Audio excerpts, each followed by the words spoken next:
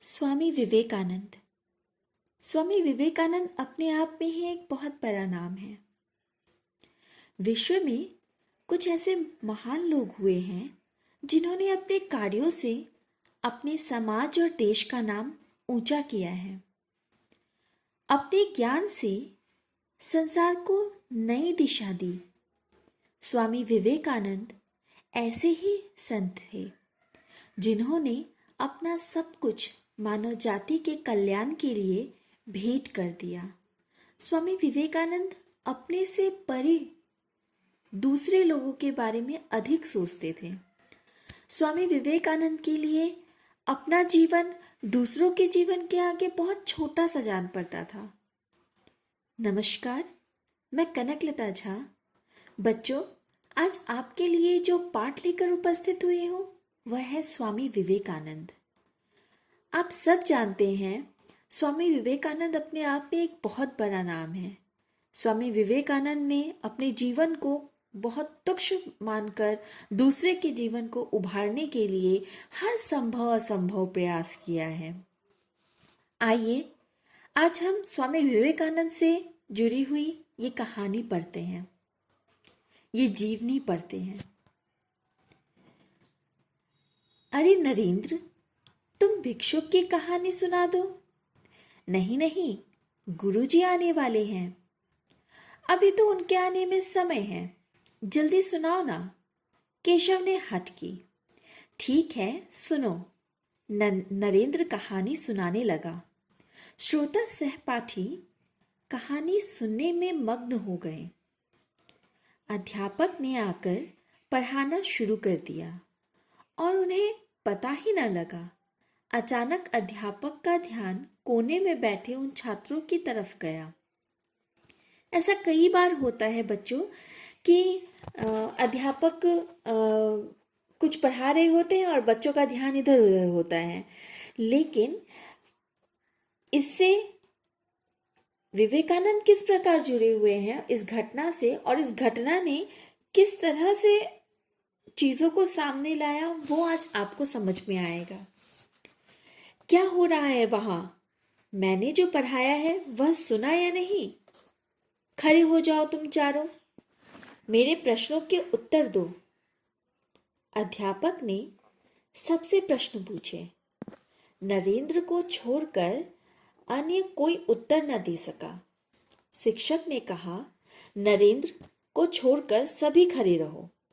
कक्षा में बातें करने का दंड तो मिलना ही चाहिए। नरेंद्र ने सारे प्रश्नों के उत्तर इसलिए दे दिए क्योंकि नरेंद्र पढ़ने में बहुत अच्छा था। बाकी उनके सारे मित्र जो थे वो तो कहानी सुनने में व्यस्त थे, तो इसीलिए वो उन सारे प्रश्नों के उत्तर दे नहीं पाया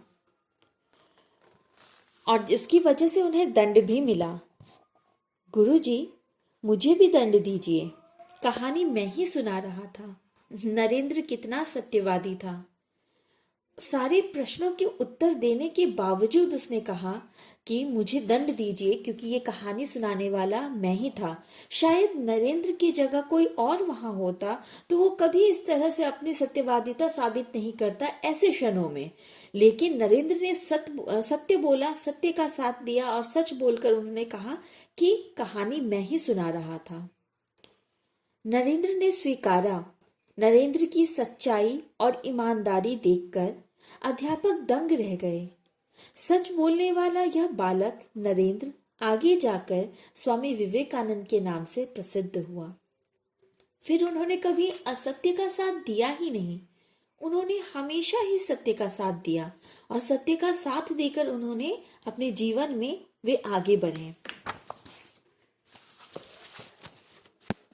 आइए बच्चों, अब आगे बढ़ते हैं और स्वामी विवेकानंद के जीवन के कुछ और पलों से हम परिचित होते हैं।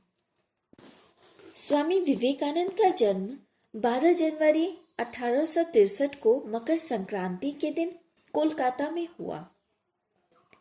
बचपन में उनका नाम नरेंद्रनाथ था। छोटा नाम नरेन पड़ गया। उनके पिता का नाम विश्वनाथ दत्त था। वे उच्च न्यायालय में वकील थे। अंग्रेजी भाषा ज्ञान और भाषण कला केंद्र को विरासत में मिले। उनकी माता भुवनेश्वरी देवी धार्मिक महिला थी। वे नरेंद्र को रामायण महाभारत के किस्से कहानियां सुनाती थी, जिससे नरेंद्र में धर्म के प्रति रुचि उत्पन्न हुई। उन पर माँ का विशेष प्रभाव रहा। बच्चों का वैसे भी माँ का विशेष प्रभाव बच्चों के ऊपर पड़ता है, क्योंकि बच्चा अगर सबसे ज़्यादा करीब किसी के होता है तो वो बचपन में अपनी माँ से ही सबसे ज़्यादा करीब होता है।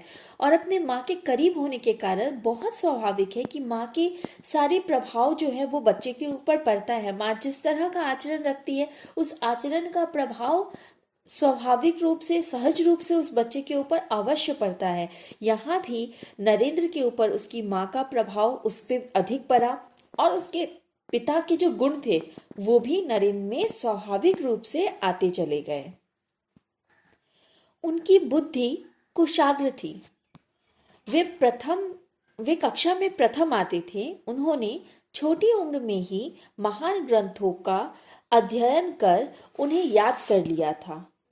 उनमें नेतृत्व करने का अद्भुत गुण था। उन्हें व्यायाम, कुश्ती, घुड़दौड़, तैराकी का भी शौक था। वे सुंदर काया और बहुमुखी प्रतिभा के धनी थे। उनमें गुणों का भरमार था। वे कक्षा में प्रथम आते थे। उनकी बुद्धि बहुत कुशाग्र थी। उन्होंने छोटी उम्र में महान ग्रंथों का अध्ययन किया। बहुत छोटी उम्र में भी उन्होंने बड़े बड़े ग्रंथ लिए, उन ग्रंथों को पढ़ा, उनका अध्ययन किया, उसको आत्मसात किया। उनमें नेतृत्व करने का अद्भुत गुण था, यानी नेता वाले गुण जो होते हैं, उनमें किसी भी चीज को नेतृत्व करके करने का गुण वो उनमें बहुत था। वे व्यायाम भी कर लिया करते थे, कुश्ती भी कर लिया करते थे, घुड़दौड़ और तैराकी का भी उन्हें बहुत शौक था। वे एक बहुत सुंदर काया और बहुमुखी प्रतिभा के धनी थे। उनमें बहुत सुंदर, उनकी काया भी बहुत सुंदर थी, उनकी प्रतिभाएं भी बहुत धनी थी।